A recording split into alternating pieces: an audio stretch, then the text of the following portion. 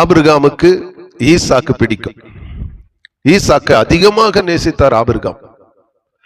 அந்த ஈசாக்கை தான் பலி கொடுக்கும்படி கர்த்தர் சொல்கிறார். அவர் மறுக்காமல் ஈசாக்கை கர்த்தருக்கு பலி கொடுத்தார். அது கொடுத்தது என்றுதான் அர்த்தம். ஏனென்றால் அவர் ஒப்பு கொடுத்து விட்டார்ல. அதுக்கு பிறகு அவருடைய விசுவாசத்தை கண்டு கை போடாதே என்று சொன்னார். அதே போல விதவை அந்த 2 காசு தனக்கு உண்டானது எல்லாவற்றையும் கொடுத்து விட்டார். அதை இயேசு கிறிஸ்து பார்த்து சாட்சி கொடுக்கிறார். அவளுடைய காணிக்கையை தான் அங்கீகரித்தார். ஏன் அங்கீகரித்தார் என்றால் அவளுக்கு உண்டானது எல்லாவற்றையும் கொடுத்தார். இன்றைக்கு தேவ பிள்ளைகள் அப்படி இல்லை. சபைக்கு வரும் பொழுது தாங்கள் நேசிக்கிற பணத்தை 500 ரூபாய் நோட்டு 100 ரூபாய் நோட்டை வீட்டில் வைத்து விடுவார்கள். சபைக்கு வரும்போது 5 ரூபாய் 10 ரூபாய் கிழிஞ்ச நோட்டுகளை கொண்டு வந்து செலுத்துவார்கள். இப்படிப்பட்டவர்களுடைய காணிக்கையை கர்த்தர் அங்கீகரிப்பதில்லை. இந்த உலகத்தார் 1000 பேசுவார்கள் காணிக்கை குறித்து. அதை நாம் எடுத்துக்கொள்ளக்கூடாது. நாம் தேவனுடைய பிள்ளைகள். தேவனுடைய வார்த்தைக்கு தான் நாம் செவி கொடுக்க வேண்டுமே தவிர தேவனுடைய வார்த்தைக்கு எதிராக பேசுகிற நபர்களுக்கு நாம் செவி கொடுக்க கூடாது. அது சாத்தான் கொண்டு வருகிற திட்டம். அது சாத்தான் ஏவுகிற ஒரு அம்பு. அனனியா சம்பிராளுடைய வாழ்க்கையை பாருங்க. சாத்தான் அவள் இருதயத்தை நிரப்பினான், வஞ்சித்தான். தேவனை வஞ்சிக்க கூடாது, தேவனிடத்தில் பொய் சொல்லக்கூடாது.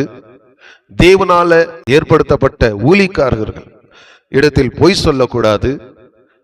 உண்மையா இருக்கணும். உண்மையுள்ள மனுஷன் தான் பரிபூர்ண ஆசீர்வாதத்தை பெறுவான் என்று கர்த்தர் சொல்கிறார். உதாரத்தனமாய் கொடுக்கிறவனிடத்தில் தேவன் பிரியமா இருக்கிறார். உற்சாகமாய் கொடுக்கிறவனிடத்தில் தேவன் பிரியமா இருக்கிறார்.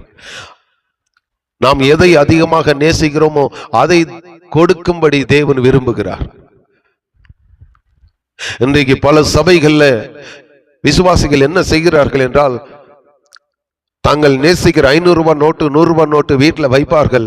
நேசிக்காத 50 ரூபாய் நோட்டையும் 10 ரூபாய் நோட்டையும் 5 ரூபாயும் கொண்டு வந்து காணிக்கை செலுத்துவார்கள். அது கர்த்தர் அங்கீகரிப்பதில்லை. ஏன் அங்கீகரிப்பதில்லை என்றால், நாம் நேசிக்கிறதை நாம் கொடுக்காமல் நேசிக்காத காணிக்கை நாம் கொடுக்கிறோம். ஆபேல் தான் நேசித்த காணிக்கையை கொண்டு வந்து படைத்தான். காயன் தான் நேசிக்காத ஒதுக்கப்பட்ட காணிக்கையை கொண்டு வந்து படைத்தான். யாருடைய காணிக்கையை கர்த்தர் அங்கீகரித்தார்? ஆபேலுடைய காணிக்கை. தேவ பிள்ளைகளுக்கு நான் சொல்ல விரும்புகிறேன், நீங்கள் நேசிக்கிறதை, எந்த ரூபாயை நேசிக்கிறீர்கள்?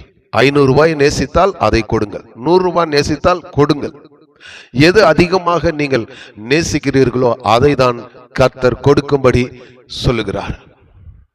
ஆபிரகாமினுடைய வாழ்க்கையிலே பாருங்கள், 100வது வயசுல ஈசாக்கை கொடுக்கிறார். அவனை பலி கொடு என்று கேட்கிறார் தேவன். ஆபிரகாம் நேசித்த மகன், சேஷ்ட புத்திரன், ஒரு பேச்சு மறுக்காமல் கீழ்ப்படிந்தார். ஆபிரகாம் பலியை கொடுத்தார்.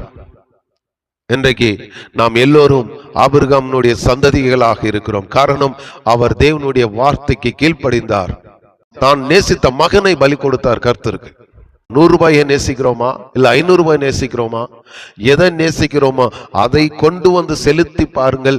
கர்த்தர் உங்கள் அளவில்லாமல் ஆசீர்வாதித்து உயர்த்துவார். செய்து கொண்டே இருங்கள். ஒரு முறை அல்ல, செய்து கொண்டே இருங்கள். 6 மாதம் அதை பிராக்டிஸ் பண்ணி பாருங்கள். 7வது மாதத்திலிருந்து உங்க வாழ்க்கையில அற்புதங்கள் நடக்க ஆரம்பிக்கும்.